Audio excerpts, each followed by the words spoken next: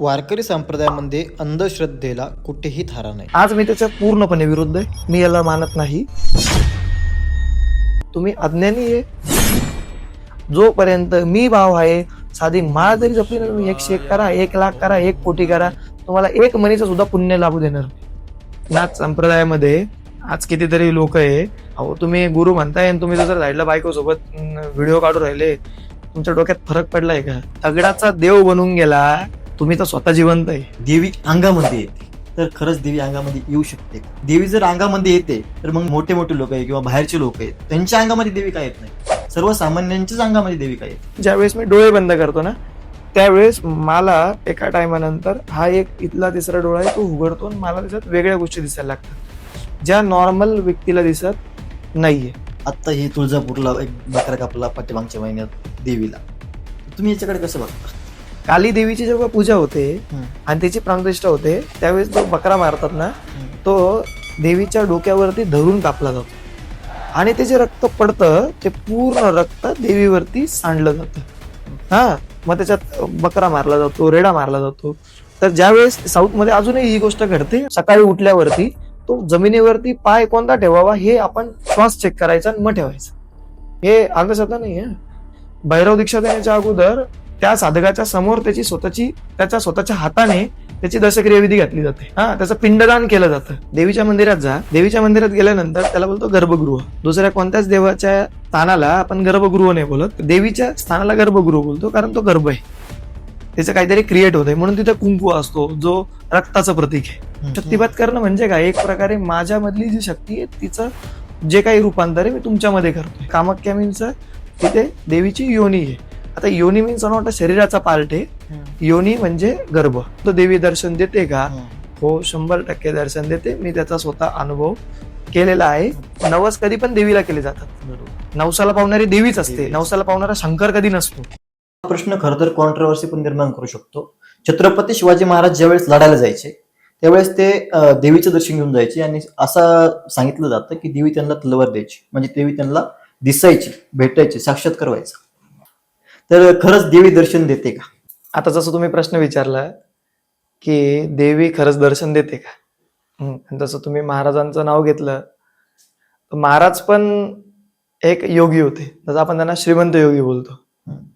जसं शिव हे वैरागी होते आणि महाराज जे होते श्रीमंत योगी होते. असं काही नाही की जो व्यक्ती श्रीमंत असेल तो योगी होऊ नाही शकत. श्रीमंती फक्त डोक्यात नाही गेली पाहिजे, जी महाराजांच्या कधी नाही गेली. म्हणून आपल्याला आज पण त्यांच्याबद्दल तेवढाच आदर आहे. आता जेव्हा महाराजांना आपण असं बोलतो की महाराजांना देवी दर्शन द्यायचं, आता देवी दर्शन द्यायचं ही गोष्ट पॉसिबल आहे का? तर खरं खरं पॉसिबल आहे. त्याला 2 पद्धतीने आपण करून घेऊ शकतो. दुसरी गोष्ट, पहिली गोष्ट अशी आहे की जेव्हा कुंडलिनीची गती होते. आता तू येणार की महाराज कधी काही ध्यानाला तर बसलेले आपल्याला दिसले नाही, तसा कुठे उल्लेख नाही त्या पद्धतीने. आजला तरी खूप म्हणजे खूप त्याचं प्रमाण खूप कमी आहे. मग असं कसं काय बोलू शकतो? ते तर क्षत्रिय होते आणि हेचं जे काम आहे हे तर जस्ट लाईक अ ब्राह्मणासारखं झालं की ह्या गोष्टीमध्ये आहे ना. गोष्ट काय असते की महाराजांकडे जसं बघितलं ना, जसं मी कुंडलिनी बद्दल बोललो, तर कुंडलिनी जेव्हा गती करते चक्रांमध्ये गती करते. तर त्याच प्रकारे महाराजांकडे बेसिक्स गोष्टीची पूर्तता होती. स्वाधिष्ठान चक्राची पूर्तता होती. मणिपूर म्हणजे त्यांच्याकडे पॉवर होती. वरती आले, आपल्या सगळ्यांसारख्या मध्ये त्यांचं प्रेम होतं म्हणून त्यांनी एवढं स्वराज्याची स्थापना केली. त्यांच्याकडे समजून घेण्याची पात्रता खूप होती. त्यांचं बोलणं, विचार करण्याची क्षमता वेगळी होती. थोडं वरती आलो आपण, आज्ञाचक्र, त्यांची आज्ञा आजही आपण पाळतो आणि त्याच्याच प्रकारे काम करतोय. या सगळ्या गोष्टी ज्याच्यामध्ये येतात ना, तर त्याला देवी दर्शन देते. पण देवी अगोदर असते सुप्त अवस्थेमध्ये, पण जेव्हा या ठिकाणी येते तर या ठिकाणी आल्यानंतर देवी हे तिचं मूळ स्वरूप आपल्याला दर्शवते. तर ते 2 प्रकारे घडू शकतं. एक घडू शकतं ज्यावेळेस आपल्याला फक्त कुंडलिनी ज्यावेळेस आपल्यामध्ये वरती गती करते ना, ती पण एक प्रकारची देवीच आहे आणि ती या ठिकाणी आल्यानंतर मला ती दर्शन देते. एक दुसरी गोष्ट अशी आहे की याला आपण तिसरा नेत्रही बोलतो.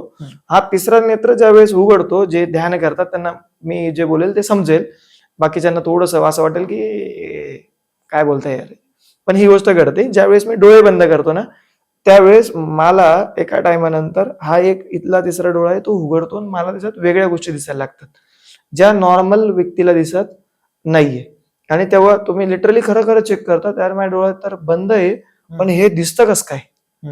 तर ते जे त्याचा अर्थ लागत नाही सुरुवातीला, पण मग त्या गोष्टी दिसत असतात. तर त्याच्यामध्ये देवी आपल्याला दर्शन देऊ शकते, जर देवीची इच्छा असेल तर. ही पण गोष्ट पॉसिबल आहे, पण ते देवीचं दर्शन देणं वेगळी गोष्ट आहे. आणि अजून एक दर्शन आहे की मी जेव्हा गती करणार कुंडलिनीच्या माध्यमातून, त्यावेळेस या ठिकाणी ज्यावेळेस मी येणार त्यावेळेस देवी मला शक्ती स्वरूपामध्ये जाणीव करू देणार. कारण देवीला आपण शक्ती बोलतो, आणि जसं आपण बोलतो शक्तीपीठ आहे. शक्तीपीठचा अर्थ काय येतोय, तुम्ही तिथली जी विग्रह आहे ना, मूर्ती स्वरूप आहे ना, त्याला बदलू शकतात.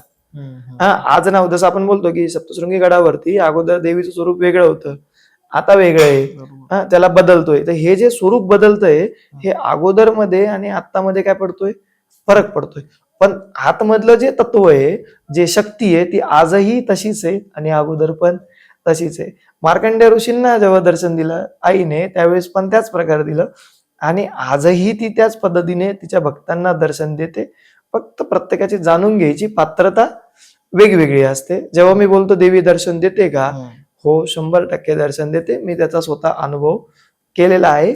नुसतं गडावरच नाही, तर वेगवेगळ्या ठिकाणी ज्या ज्या ठिकाणी मी जातो, त्या प्रत्येक ठिकाणी आई मला त्या गोष्टीची जाणीव करून देते, आणि ती दर्शन स्वरूपामध्ये या ठिकाणी मला ती दर्शन देते की ती आहे, आणि ते प्रत्येकाला जाणीव होऊ शकते. लोक म्हणतात की देवी अंगामध्ये येते, तर खरंच देवी अंगामध्ये येऊ शकते का? आणि आणखी किती सांगितलं जातं की देवी जर अंगामध्ये येते, तर मग जे मोठे मोठे लोक आहेत किंवा बाहेरचे लोक आहेत, त्यांच्या अंगामध्ये देवी काय येत नाही, सर्वसामान्यांच्याच अंगामध्ये देवी काय येते? प्रश्न खूप जास्त कॉन्ट्रोवर्शियल पण आहे. नक्कीच. तर मग ठीक आहे, मी याला थोडंसं वेगळ्या पद्धतीने नेण्याचा प्रयत्न करेल, जेवढं माझ्या ज्ञानामध्ये आहे त्या पद्धतीने. आपला जो सनातन धर्म आहे ना, तो प्रत्येक गोष्टीला देव मानतो. आपण दगडालाही देव मानतो, दगडालाही शेंदूर पासला ना, आपण त्यालाही देव मानतो. प्रत्येक विचारधारेला आपल्याकडे महत्व दिले गेलेले आहे. एक विचारधारा नाही आपल्याकडे की या विचारधारा म्हणजेच पोहोचणं आहे, असं नाहीये. प्रत्येक विचारधारेला आपण थारा दिलेला आहे, अंधश्रद्धेला नाही. मी पण त्याच साईडने, मी अंधश्रद्धेला थारा देत नाही. मी म्हणतो की ज्ञान मार्गाने जा. पण याला थोडं समजून सांगतो मी. तसे 5 संप्रदाय आपल्याकडे मुख्य आहे, ज्याच्यामध्ये मुख्य जो संप्रदाय येतो तो आपला शैव संप्रदाय येतो, त्याच्यानंतर वैष्णव संप्रदाय येतो, शाक्त संप्रदाय येतो, गाणपत्य येतो आणि सौर्य येतो. याच्यामध्ये क्रमाक्रमाने बोलायला गेलं तर शंकरांची म्हणजे शैव संप्रदाय म्हणजे शिवाशी रिलेटेड, जो वैष्णव येतो तो विष्णूंशी रिलेटेड, जो शाक्त येतो देवीशी रिलेटेड, ज्यावेळेस मी गाणपत्य बोलतो त्यावेळेस गणपतीशी रिलेटेड, आणि सौर्य म्हणजे सूर्य देवता. अशा 5 संप्रदाय म्हणजे अजून आहेत, पण हे मुख्य 5 होते. आता होतं काय की जेव्हा, आता याला थोडं वेगळ्या पद्धतीने समजून घेऊ आपण. जेव्हा मी शिव बोलतो ना, तर शिवाच्या मंदिरामध्ये कोणाच्या अंगात येताना तुम्ही बघितलंय का? नाही. एक तरी व्हिडिओ भेटेल युट्यूबला की असं काही झालं, तुम्ही शिवाच्या मंदिरात गेले आणि अचानक कोणतरी घुमायला लागलं? नाही, कधीच नाही बघणार. का? तिथल्या जे एनर्जी ते स्टेबल आहे. ठीक आहे. दुसरा एक संप्रदाय येतो, तो आहे वैष्णव. वैष्णव मीन्स विष्णू भगवानांशी रिलेटेड.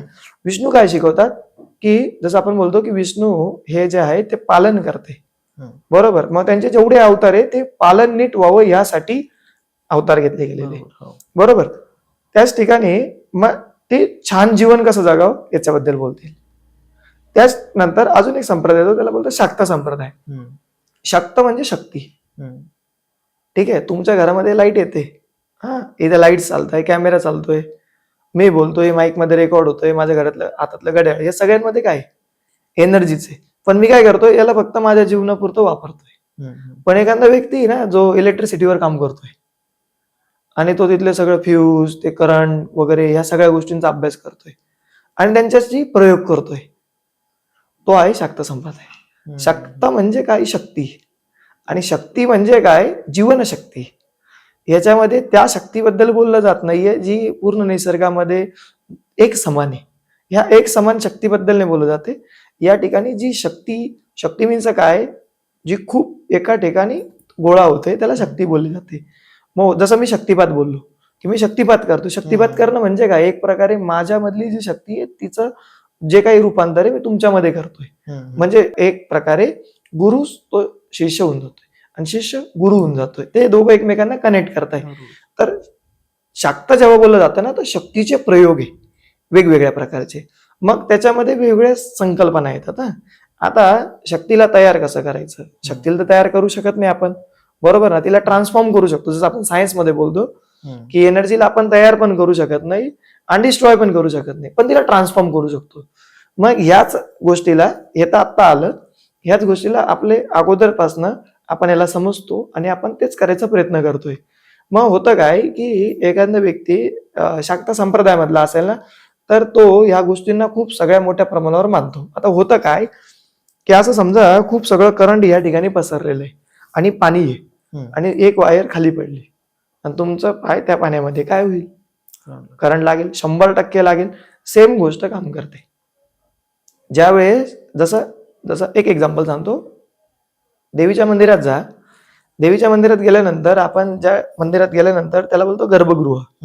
दुसऱ्या कोणत्याच देवाच्या मेन स्थानाला आपण गर्भगृह नाही बोलत, देवीच्या स्थानाला गर्भगृह बोलतो, कारण तो गर्भ आहे, त्याचं काहीतरी क्रिएट होत आहे, म्हणून तिथे कुंकू असतो जो रक्ताचं प्रतीक आहे. त्या ठिकाणी चेंज होणार आहे. जसं आपण आईच्या कोकमध्ये होतो, तर त्या ठिकाणी चेंज. जसं कामाख्या देवीचं नेहमी आपण बोलतो की तंत्रामध्ये कामाख्या देवीला खूप सगळं महत्व आहे, की त्या ठिकाणी खूप लोकांची अशी इच्छा असते की मला त्या ठिकाणी असणाऱ्या गुरुकडनं दीक्षा मिळावी. का माहिती का? कामाख्या मीन्स तिथे देवीची योनी आहे. आता योनी मीन्स नॉट शरीराचा पार्ट आहे, योनी म्हणजे गर्भ. तो जो गर्भ आहे, तो गर्भ, त्या गर्भाबद्दल या ठिकाणी बोललं जातंय. आपल्या एक जे विचार आहे ते खूप, एक बोलतो ना, खूप न्यून आहे, खूप छोटे. पण ज्या वेळेस आपण अध्यात्मामध्ये येतो ना, त्याला खूप वेगळ्या पद्धतीने बघितलं जातं. मग गर्भामध्ये खूप सगळ्या एनर्जीज असतात, म्हणून तिथे तंत्र केलं जातं. तंत्र मीन्स काय? वेगवेगळे इन्स्ट्रुमेंट कनेक्ट करायचे आणि तुम्ही बोलणार बघा, मी लाईट लावून दाखवेल, एक बोलेल मी हीटर लावून दाखवेल, एक बोलेल मी कूलर लावून दाखवेल. एनर्जी सेम आहे, पण तिचा उपयोग वेगवेगळ्या पद्धतीने. तर होतं काय की जे जे शक्तीपीठ आहे किंवा ज्या ठिकाणी शक्ती मंदिर स्थापन केलं जातं, त्या ठिकाणी खूप मोठ्या प्रमाणावर एनर्जी तयार केली जाते. देवीचं ज्यावेळेस प्राणप्रतिष्ठा केली जाते ना, तर प्रत्येक देवाची जेव्हा प्राणप्रतिष्ठा केली जाते, त्याच्यामध्ये देवीची जेव्हा प्राणप्रतिष्ठा होते, तर ते जे मंदिर असतं जेव्हा ते स्थापन केलं जातं, त्या ठिकाणी खूप सगळ्या एनर्जीज लावाव्या लागतात. मग त्या एनर्जीज कसं काय लागणार? तर त्याचं ट्रान्सफॉर्मेशन केलं जातं. मग ते ट्रान्सफॉर्मेशन कसं होणार? तर ते माझ्या स्वरूपामध्ये होणार. ठीक आहे. आज तुम्हाला ऐकून खोटं वाटेल की आपण सुद्धा तांत्रिक आहे, प्रत्येक जण. आपण जी पूजा करतोय ते पूजा काय? तर तंत्रच आहे. बरोबर. तंत्र मीन्स टेक्निक्स. आज आपण जी देवाची विग्रहाची पूजा करतो, तर ती कोणत्याही विग्रहाची तुम्ही पूजा करा, तर ती एक प्रकारे तंत्रच होतो. का फुलं वाहतात? तंत्र आहे. तुम्ही नारळ फोडता? तंत्र आहे. त्याच प्रकारे त्याला आता हायर लेवलला तुम्हाला जर करायचं असेल तर ट्रान्सफॉर्मेशन ऑफ एनर्जी आहे. त्याच प्रकारे ट्रान्सफॉर्मेशन ऑफ या ठिकाणी पण एनर्जीच होतोय, म्हणजे आत्मा होतोय. त्या ठिकाणी यालाच मी थोडं अजून कॉन्ट्रोवर्शियल मध्ये नेतो. यालाच बळी प्रथेचा आधार आहे, की बळी प्रथा जेव्हा बोलली जाते, हा पण अंधश्रद्धेचाच पार्ट वाटू शकतो, पण तंत्रामध्ये याला खूप सगळं जास्त महत्व आहे. तुम्ही माना नका मानू, ती गोष्ट काम करते. त्याच्यामध्ये जेव्हा बळी दिला जातो, तर त्याच्यामधला जो जीव आहे, त्या जीवामधली जी एनर्जी आहे, त्या एनर्जीचं ट्रान्सफॉर्मेशन केलं जाते. ठीक आहे. मी तर करतोच आहे. आता हे कोणाला केलं जातं? ज्या उग्र देवी आहे. उग्र मीन्स काय? ज्या डेंजर देवी आहे. डेंजर म्हणजे काय? तर डेंजर लेवलची, त्या लेवलची एनर्जी जर मला आणायची असेल, कालीला मला जागवायचं असेल, भैरवीला मला जागवायचं असेल, ताराला मला जागवायचं असेल, तर मला तिला जागवण्यासाठी त्या लेवलची एनर्जी मला आणावी लागते, तयार करावी लागते. आता तयार तर नाही करू शकत, मग ट्रान्सफॉर्मेशन करू शकतो. मग त्याच्या मधला जो जीव आहे त्याचं ट्रान्सफॉर्मेशन त्या स्वरूपामध्ये केलं जातं. म्हणून मग आपण या बोलतो ना की त्या ठिकाणी जर तुम्ही जाणार, तर तुम्ही पण एक जिवंत स्वरूप आहे. तर त्या ठिकाणी जे एनर्जी आहे, तुम्ही दगडाचा देव बनून गेला, तुम्ही तर स्वतः जिवंत आहे. तर तुम्हाला त्याच्यातनं तुम्ही प्रभावित नाही होणार तर काय होणार? तर मग काय होतं, काही लोकांना ती एनर्जी सहन होत नाही. मग त्या ठिकाणी गेल्यानंतर ते व्यक्तीला कळतच नाही होतं काय, तर ते एक प्रकारचं कुंडलिनीची गती होते. आणि ज्याला आपण संचार असं बोलतो. संचार काय गोष्ट आहे? हीच गोष्ट आहे की तुमची कुंडलिनी अशा प्रकारे गती करायला लागते की तिला कळतच नाही काय घडतंय. आणि ती इतक्या खतरनाक पद्धतीने पूर्ण याच्यामध्ये चालते, तर ती येते या ठिकाणी. इथपर्यंत म्हणजे आज्ञाचक्रापर्यंत ती येते ना, तर त्यावेळेस कळत नाही नेमकं काय होतंय. मग तो व्यक्ती काय म्हणतो, केस सोडा, केस सोडा. हा, मग ते केस सोडली की ती व्यक्ती घुमायला लागते. तर ती बोलतात ना देवी खेळते. हा हा, की देवीला खेळवलं पाहिजे वगैरे, हे जे टॉपिक्स आहे ना, हे जेव्हा बोललं जातं तर ते काय आहे, ती कुंडलिनी आहे. आणि ती इतक्या मी बोललो ना रिस्की आहे. गुरु नसेल तर रिस्की आहे. मग आणि तुम्ही म्हणणार की जास्तीत जास्त महिलांमध्येच का घडतं ही गोष्ट, कारण की ते शक्ती स्वरूप आहे साक्षात. त्यांच्यामध्ये त्याचं प्रमाण आहे आणि त्यांच्यामध्ये ती शक्ती आहे. तर त्यांच्यातच त्यांना ती खूप जास्त प्रमाणामध्ये कनेक्ट करते आणि ती गोष्ट त्यांच्यामध्ये व्हायला लागते, पण त्यांना कळत नाही. मग त्याला कुठंतरी शांत करावं लागतं. मग ते शांत करण्यासाठी मग त्याला ते कापूर देतील, काहीतरी देतील. पण मी असं बोलेल की ही गोष्ट 100% टाइम खरी नाहीये. ठीक आहे, 95% आपण बोलू ही गोष्ट मानसिकरित्या घडते, की मी कोणाला तरी अंगात येताना बघितलं आणि तो माहोल बनला की मी पण करतोय. ठीक आहे, आता ही गोष्ट कळत नाही, ही अनकॉन्शियसली सबकॉन्शियस मध्ये स्टोअर झाली. तर माइंड काय करतं, आपण एखाद्या नवीन ठिकाणी गेलो अचानक ते वातावरण तयार झालं ना, तर आपण परत एंटर करून जातो कॉन्शियस मधनं सबकॉन्शियस मध्ये. आता सबकॉन्शियस मध्ये गेल्यानंतर तुमच्याकडे दरवाजे उघडले, तुम्ही जे मानत होते ते सगळं संपलं. आता सबकॉन्शियस मध्ये जे स्टोर आहे ती मेमरी बाहेर निघेल आणि ती वर्क करेल तुमच्या बरोबर. तुम्ही म्हणले की बळी प्रथा ही आहे.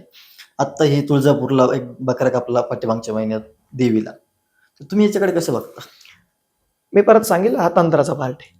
ठीक आहे, आता जो बकरा कापला हा फक्त मागच्या महिन्यात नाही कापला, हे आजपर्यंत चालत आलेलं आहे. हा, याला कोणी मान्य करू नका मान्य करू, हे असंच चालणार. देवीला मेंटेन करायचं असेल, ती शक्ती स्वरूप आहे. तुम्ही म्हणणार बघा अशी काय आई आहे की जी बळी घेते वगैरे वगैरे, सगळं साईडला ठेवा. तुम्ही असं म्हणणार का की एखादी वायर आहे तिच्यात पण एनर्जी वाहते, पकडा तर बरं. मग बघणार ती तुम्ही आम्हाला कसं काय करंट दिलं. शक्ती स्वरूपात तर आई पण आहे ना, त्याच्यामध्ये पण वाहते. तुम्हाला तुमच्या इच्छा पूर्ण करायची आहे, बरोबर. देवी इच्छा पूर्ण करणारी असते, म्हणून ती नवस कधी पण देवीला केले जातात. नवसाला पावणारी देवीच असते, नवसाला पावणारा शंकर कधी नसतो. ठीक आहे, कारण ती शक्ती आहे, जे आपल्यात नाहीये ती पूर्ण करणारी देवी असते. ठीक आहे, सेम गोष्ट घडते या ठिकाणी पण. आता याची प्रोसिजर काय तुम्हाला सांगतो. जेव्हा तो बकरा कापला जातो ना, तर तो कापल्यानंतर त्या ठिकाणी जो यज्ञ होतो, होम होतो, त्या होमामध्ये त्याला टाकलं जातं.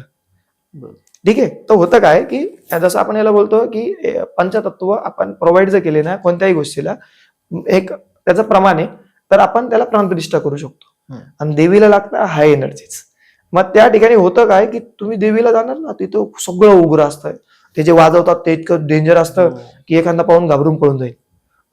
तिथं देवीचं स्वरूप, त्याचं देवीचं नटणं, ह्या सगळ्या गोष्टी देवीच्या बघा ना.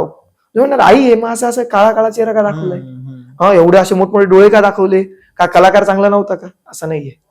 तो कलाकार इतका पॉवरफुल आहे की देवी स्वतःला कलाकार जरी ते पोरं बनवत असलं ना, ते विग्रह तो नाही बनवत, देवी बनवून घेते. तिचं स्वरूप ती स्वतः बनवून घेत असते.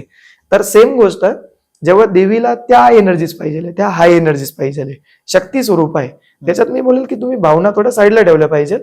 तिथे होतं काय, नाद आणि बिंदू यांचं एक एकत्रीकरण केलं जातं. देवीला तुम्हाला तयार करायचं असेल ना, तर नाद आणि बिंदू लागतो आणि 5 तत्व लागतात. अशा 7 गोष्टी जेव्हा भेटतात तेव्हा कोणत्याही मृत गोष्टीला पण आपण जिवंत स्वरूप करू शकतो. दगडाला पण शेंदूर फासून आपण बोलतो ना प्राणप्रतिष्ठा करतो.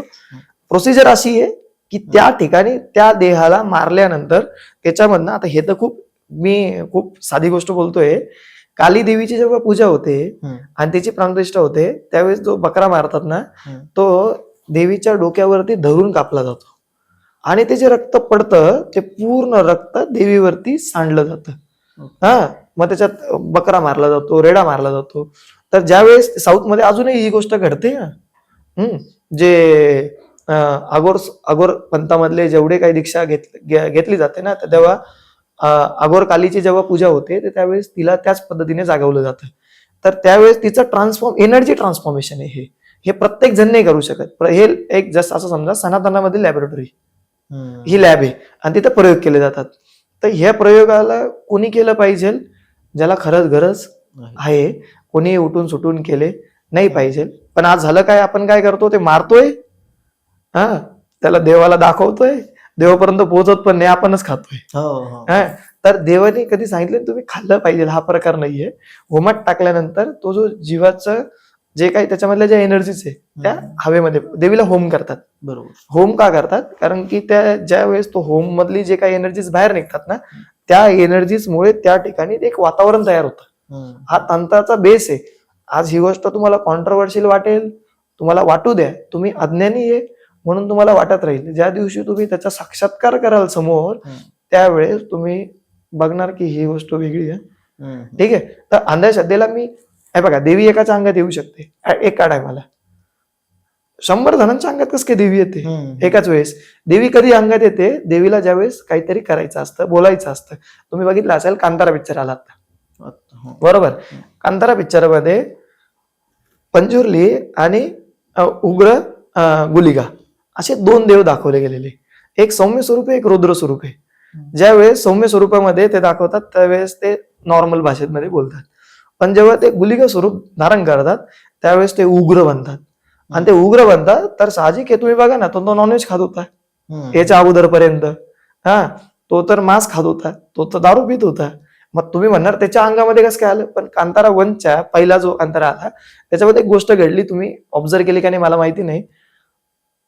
त्याची गाडी चालत असते, समोरून ते वराह स्वरूप येतं आणि तो असा पळतो, एका साईडला जातो.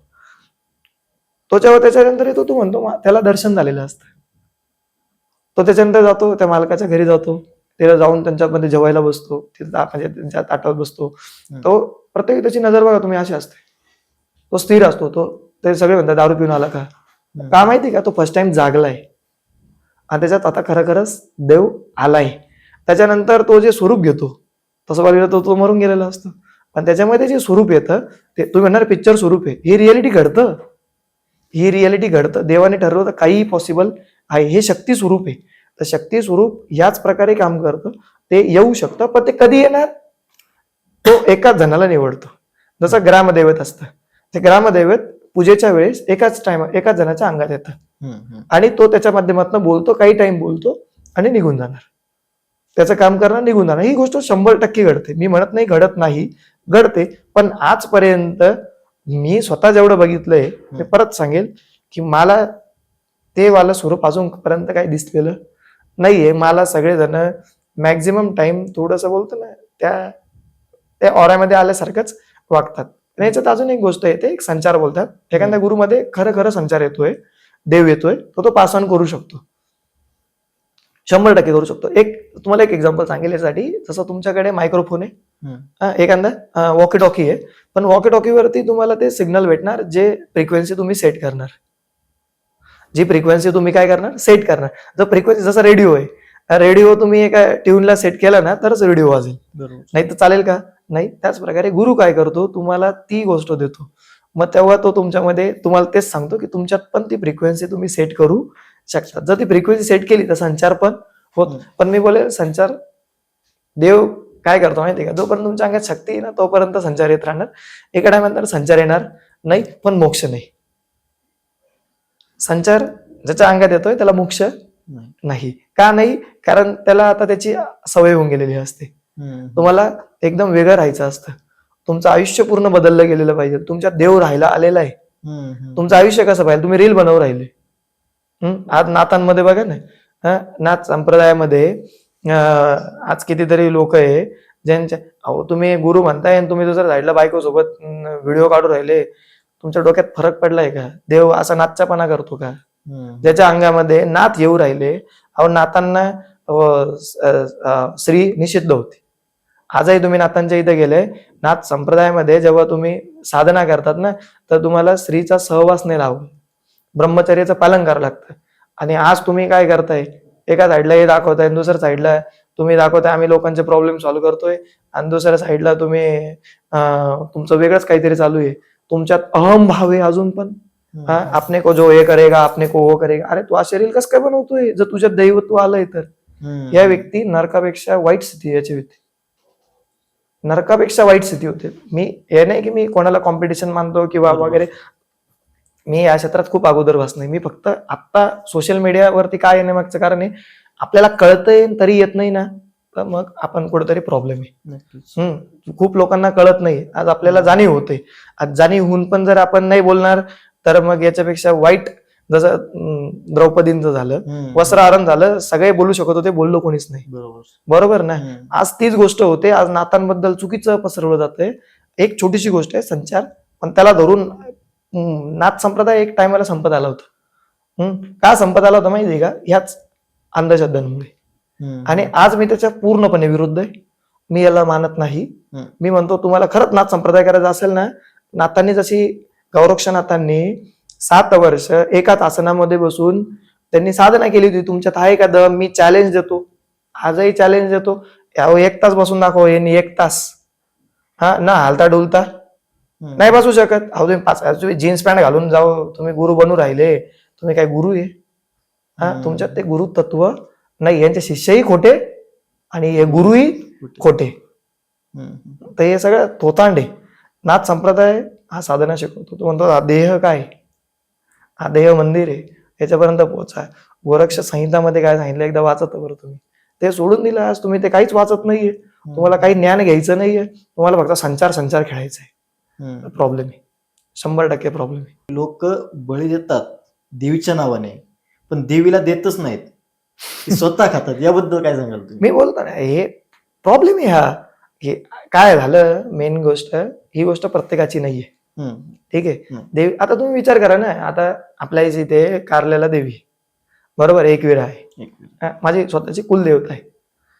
जेव्हा त्या ठिकाणी जातो लोक नवस करतात त्यावेळेस ते म्हणतात की मी तुला कोंबडं देईल, मी तुला बकरा देईल. आता तुम्ही विचार करा ना, आपले लोक काय अगोदरचे काय मूर्ख होते का की जे ते असं बोलत असतील तर? मग देवी काय बकऱ्याची भुकेली का? देवी काय कोंबड्याची भुकेली का? देवी यांची भुकेली नाहीये. देवी त्याच्यामध्ये जी शक्ती आहे त्याची भुकेली आहे. पण आपण काय केली, सोय करून घेतली. तसं पाहिलं गेलं जुन्या काळी बघा, आपला मुलगा द्यायचे, मुलगी द्यायचे, त्याला बोलायचे की मला मुलं होत नाहीये, पण जर झालं तर मी पहिलं तुला देऊन टाकेल. ठीक आहे, तो एक वेगळा पार्ट आहे. मी त्याच्यात पडत नाहीये की त्याला मी सपोर्ट नाही करत आहे की ते केलं पाहिजे का नाही केलं पाहिजे. पण त्याचं थोडं सौम्य स्वरूप पुढे आलं. आपण काय केलं, थोडं अटॅचमेंट थोडी लांब केली.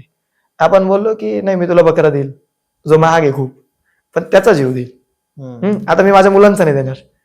मी वाहणार तुला, पण मी आता वेगळ्या स्वरूपामध्ये वाहणार. देवीला काय त्या गोष्टीची लालसा आहे का? देवीला शक्ती स्वरूपामध्ये जर तुम्हाला ठेवायचं असेल, त्या ठिकाणी तिचं अस्तित्व टिकवायचं असेल, तर तुम्हाला त्यांचे बळी द्यावे लागतील. तुमच्या दृष्टीने ते बळी आहे, पण देवीच्या किंवा तंत्राच्या दृष्टीने ते बळी नाहीये. हे फक्त ट्रान्सफॉर्मेशन आहे. ठीक आहे, जो व्यक्तीला इंटरेस्ट असेल त्याने केलं पाहिजे. दुसरी गोष्ट, त्याला खात नाही. ठीक आहे, त्याला खात नाही. जर खाल्ले तुम्ही, त्याला खाल्लं तर तुम्ही पाप लागलं. का पाप लागलं? पहिली गोष्ट तर ही आहे, तुम्ही देवीच्या याच्यात आल्यानंतर तुम्ही म्हणा प्रसाद आहे हो. लोक एकदम छान बोलतात, प्रसाद म्हणून खातोय आम्ही. प्रसाद म्हणून खायचा नसतो तो. देवीला बळी दिल्यानंतर तो देवीला दिलेला आहे. एखादा बळी दिला एखाद्या मुलाचा, की मी देवीला बोललो की कोणी एखादा व्यक्ती बोलला की माझ्या मुलाचा बळी देईल, तर तुम्ही देवी त्या मुलाचा बळी दिल्यानंतर तुम्ही त्या मुलाचं मटण खाऊ शकतात का? बरोबर, नाही खाऊ शकत. मग तो पण एक जीव आहे, मग त्याला तुम्ही कसं काय खाताय? तर खाण्याचा प्रकार आपल्या पूर्ण याच्यामध्ये सनातनामध्येच नाहीये. हा प्रसाद म्हणून पण नाहीये. ठीक आहे, नाहीच आहे. मग प्रसाद म्हणूनच खायचा असेल तर भरपूर गोष्टी दुसऱ्या खायला, सात्विक पद्धतीने खा. देवीला कडुलिंबाचे पानं पण चालतात. मग ते खा ना प्रसाद म्हणून. ते का नाही खाते? जे तुमच्या जिभेचे चोचले पुरवताय ते का खाताय? तर ही गोष्ट प्रॉब्लेमॅटिक आहे. हे नाहीच केलं पाहिजे. ध्यान करत असताना जे हसू आणि रडू येतं, यामागे काय लॉजिक आहे? आता ह्याला असं बोलेल की एक भोला आदमी जो बिचारा विसरून गेलाय की तो कुठे, त्याची यादच गेली आणि तो परदेशात आहे. पण अचानक आहे ना राष्ट्रगीत लागलं, आणि राष्ट्रगीत लागलं आणि त्याला अचानक डोळ्यात पाणी आलं. त्याला नाही कळत आहे का त्याच्या डोळ्यात पाणी येत आहे, पण त्या डोळ्यात पाणी आलं. अचानक तो गौरवाने उभा राहिला. त्याला कळत नाही ती गोष्ट. तो त्याची थोडं मेमरी लॉस झालेली आहे, पण मेमरीमध्ये काही अंश अजून पण शिल्लक आहे. त्याच प्रकारे ज्यावेळेस ध्यानामध्ये गोष्ट घडते तर आपण आपल्या मूळ स्वरूपाकडे यायला सुरुवात करतो, जे आत्मस्वरूप आहे. आपल्याला हसू किंवा रडू कधी येतं? आता एखादा जोक मी तुम्हाला सांगितलं, काय पान चढत आहे, पण मी हसणार नाही. पण एखादी गोष्ट घडली मित्रांमध्ये जोक झाले, तुम्ही इतका हसताय की समोर म्हणतो, "अरे बस झालं, आता किती हसतो." एखाद्या दिवशी असं होतं तुम्हाला दुःख झालं आणि तुम्ही रडायला लागले. एका दिवशी तुम्हाला आनंद झाला, इतका आनंद झाला की तुमच्या डोळ्यात अश्रू निघायला लागले.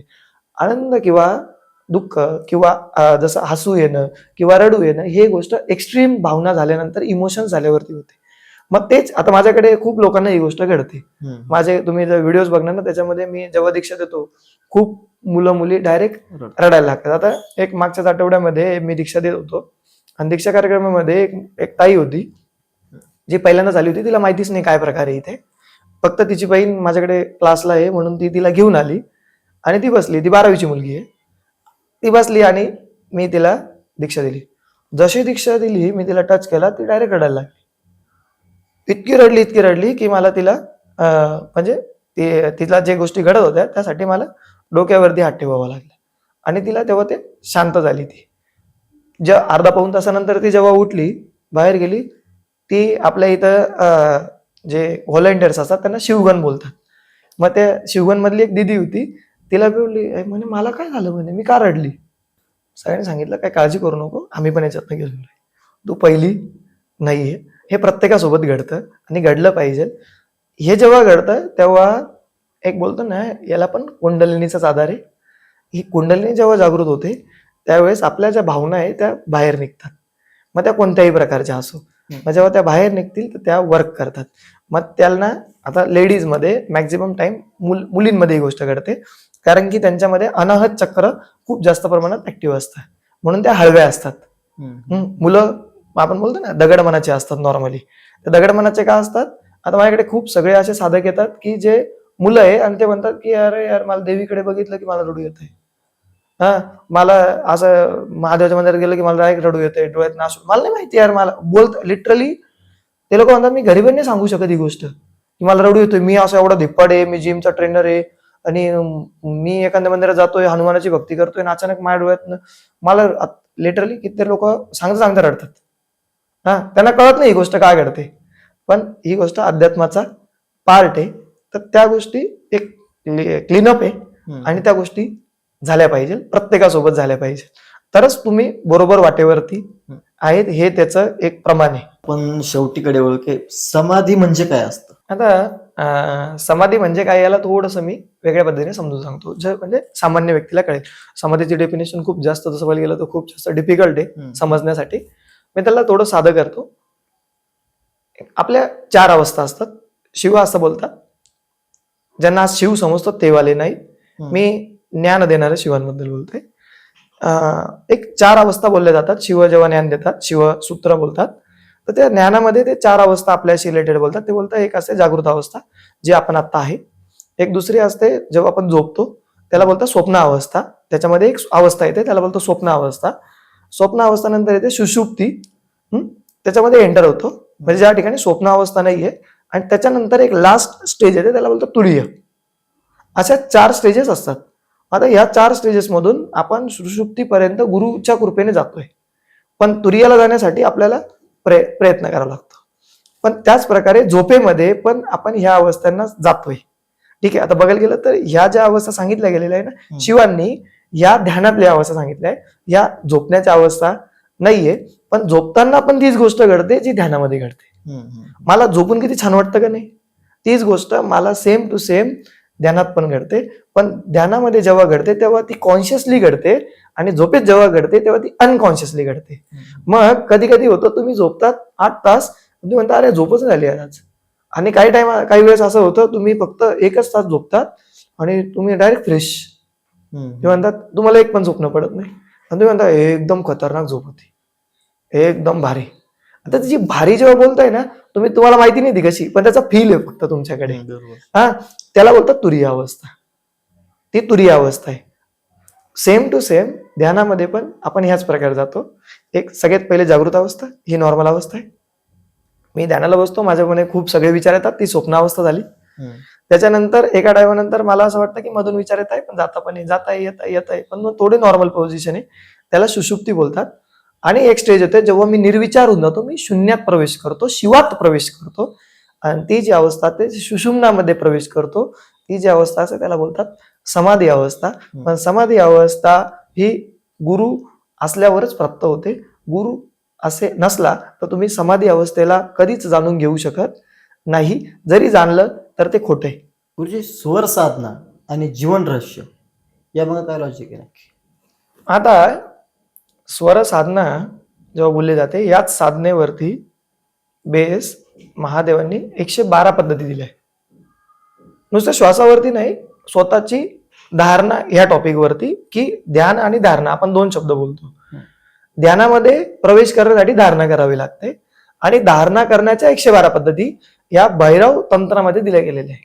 आता जेव्हा ह्या पद्धती दिल्या त्याच्यामध्येच एक पद्धत होती जी आहे श्वासावरती, ज्याच्यामध्ये नाथ संप्रदाय पण त्याला फॉलो करतो. सोहमची साधना त्या ठिकाणी दिली जाते.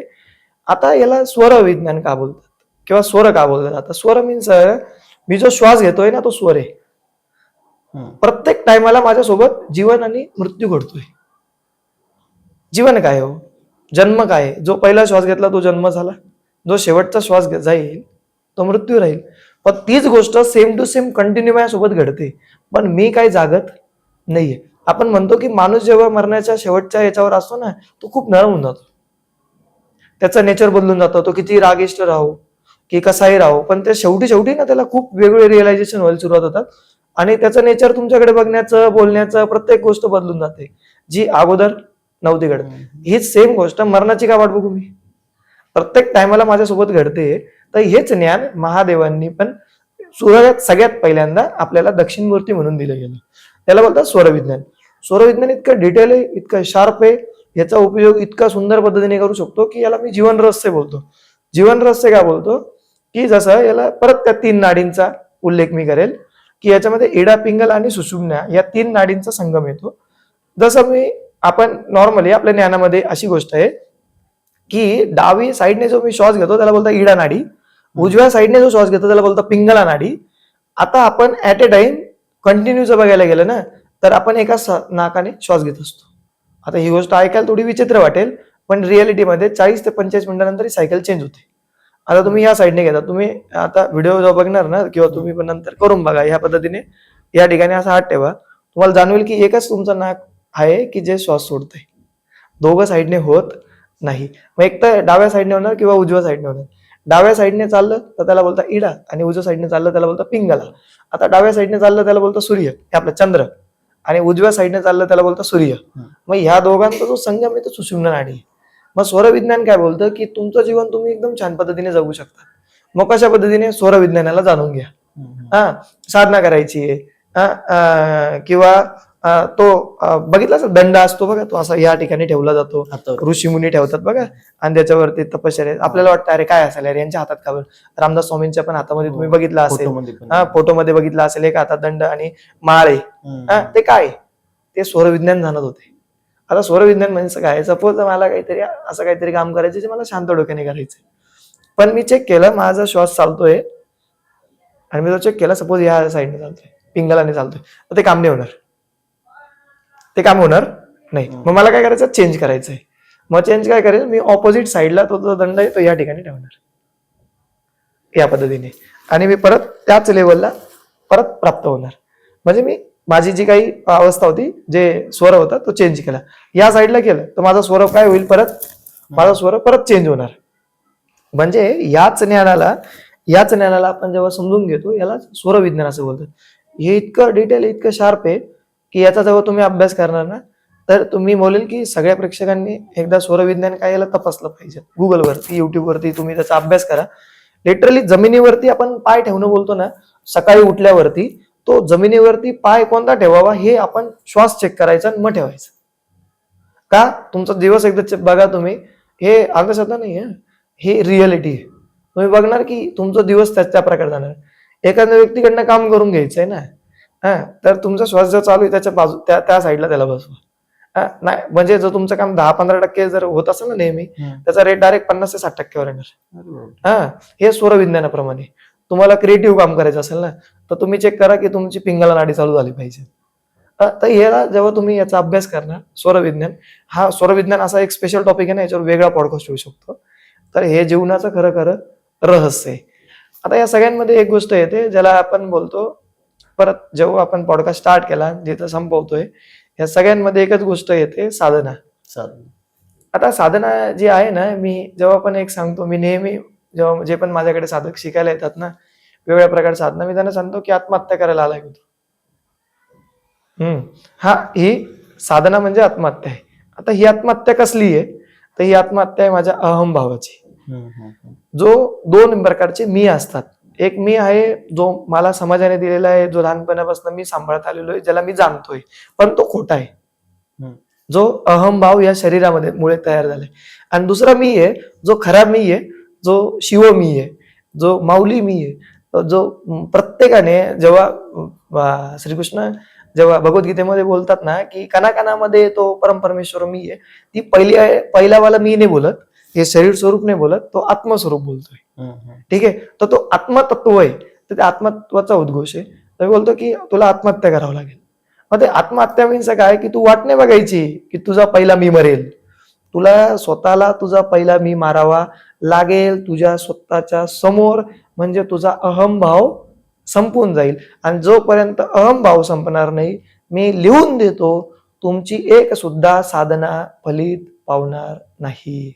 जोपर्यंत मी भाव आहे, साधी माळ जरी जपली ना तुम्ही, 101 करा, 1,00,000 करा, 1 कोटी करा, तुम्हाला 1 मनीचं सुद्धा पुण्य लाभू देणार नाही, लाभणारच नाही. तर पण तुम्ही एकच माळ करा आणि त्या ठिकाणी अहंभाव नका ठेवू. करतोय परमेश्वरा, हात तुझे, माळ तुझी आहे, सगळं तुझं आहे, करणारा तू मला बुद्धी देतोय, पण तू करून घेणारा पण तूच आहे, हा भाव ठेवा. पण आपण माळ जपतोय, मी म्हणतोय माझ्या पोरीचं लग्न होऊ दे, मला मुलं होऊ दे, मला अमुक होऊ दे, काहीच पोचणार नाही. काही उलट ती माळीची सुद्धा एनर्जी संपत चालली आहे. त्या माळीच्या कानांमध्ये आता मला मुलं होऊ दे हे आलंय. ठीक आहे, तर साधना करायची असेल तर साधना करण्यासाठी आत्महत्या करावी लागेल. गुरु दीक्षा देताना काय करतात, जी मूळ दीक्षा असते, जेव्हा आता मी जी दीक्षा देतोय ती शक्तिपात देतोय, जी मूळ दीक्षा आहे ती भैरव दीक्षा असते. भैरव दीक्षा देण्याच्या अगोदर दशक्रिया विधी केली जाते. समोर त्या साधकाच्या समोर त्याच्या स्वतःच्या हाताने त्याची दशक्रिया विधी घातली जाते. त्याचं पिंडदान केलं जातं. आणि त्याचं पिंडदान भैरव साधना नाही, कोणताही जो गुरु असतो तो काय करतो, भैरव साधनेत केलंच जातं. प्लस कोणत्याही गुरु ह्या प्रकारे नाही की फक्त तुम्ही काहीतरी केलं आणि गुरु केला असं नसतं.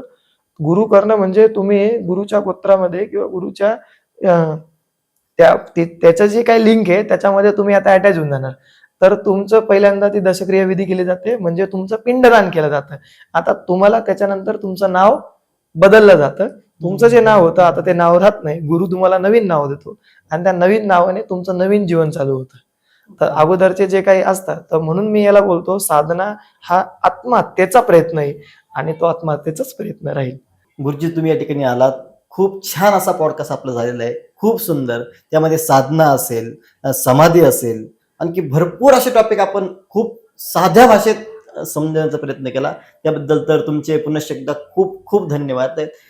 तुम्ही येत राहावं, आम्हाला मार्गदर्शन करत राहावं, हीच एक विनंती असेल. तुम्हाला हा पॉडकास्ट कसा वाटला नक्की कमेंट करून नक्की कळवा. आणि तुमचे आणखी काही प्रश्न असतील, गुरुजींच्या संबंधित असतील, तेही या कमेंट सेक्शन मध्ये नक्की कळवा.